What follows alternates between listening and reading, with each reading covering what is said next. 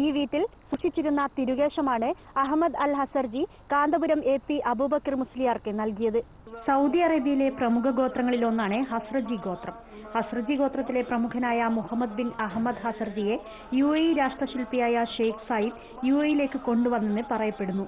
Muhammad bin ഹസർജിയുടെ മകനായ അഹമ്മദ് അൽ ഹസർജി പുരാവസ്തു ശേഖരണത്തിൽ കമ്പമുള്ള ആളാണ്. പുരാവസ്തുക്കൾ തേടിയുള്ള യാത്രയിലാണ് തിരുകേശം ഇദ്ദേഹത്തിന് ലഭിക്കുന്നത്. UAE ഭരണാധികാരികളുടെ അറിവോടെയാണ് അബുദാബിയിലെ മ്യൂസിയത്തിന് സമാനമായ വീട്ടിൽ തിരുകേശം സൂക്ഷിക്കുന്നത്. നബിദിനം, റംസാൻ എന്നീ പ്രത്യേക ദിനങ്ങളിൽ ഇവിടെ കേശം പ്രദർശിപ്പിക്കും. വെള്ളത്തുണിയിൽ പൊതിഞ്ഞ കേശത്തിലൂടെ ശുദ്ധജലം ഒഴിക്കും. ഒഴുകിവരുന്ന വെള്ളം പ്രത്യേക സംവിധാനത്തിലൂടെ ബോട്ടിലുകളിൽ ശേഖരിക്കും. കേശം പൊതിഞ്ഞ തുണിയും ബോട്ടിലിലെ വെള്ളവും വിശ്വാസികൾക്ക് നൽകും. 1400ഓളം വർഷങ്ങൾക്ക് മുമ്പ് മക്കയിൽ ജീവിച്ചിരുന്ന പ്രവാചകൻ മുഹമ്മദ് നബിയുടെ തന്നെയാണോ ഈ കേശം എന്നതിന് ശാസ്ത്രീയമായ തെളിവില്ല. കാലപ്പഴക്കം കണ്ടുപിടിക്കുന്നതിനുള്ള ആധുനിക ശാസ്ത്ര സങ്കേതങ്ങൾ ഉപയോഗിച്ചുള്ള പരീക്ഷണത്തിനും കേശം വിധേയമായിട്ടില്ല.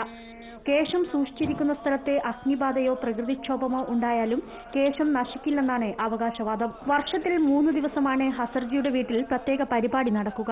ഈ പരിപാടിയിലെ ക്ഷണിതാവാണ് കാന്തപുരം.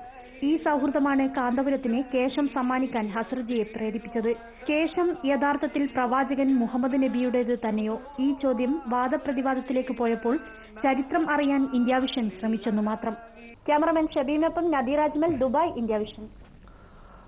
കണ്ണൂരിലെ പോസ്റ്റർ വിവാദത്തിൽ മുഖ്യമന്ത്രിക്ക് പിന്നാലെ മുല്ലപ്പള്ളി രാമചന്ദ്രനും SP അനൂപ് കുരുള ജോണിന് പിന്തുണ പ്രഖ്യാപിച്ചു. സത്യസന്ധനും പ്രഗത്ഭനുമായ ഉദ്യോഗസ്ഥനാണ് അനൂപ് കുരുള ജോൺ എന്ന് മുല്ലപ്പള്ളി രാമചന്ദ്രൻ പറഞ്ഞു. കൂടുതൽ വിവരങ്ങളുമായി പൊന്നു ടോമി ചേരുന്നു. പൊന്നു, എന്താ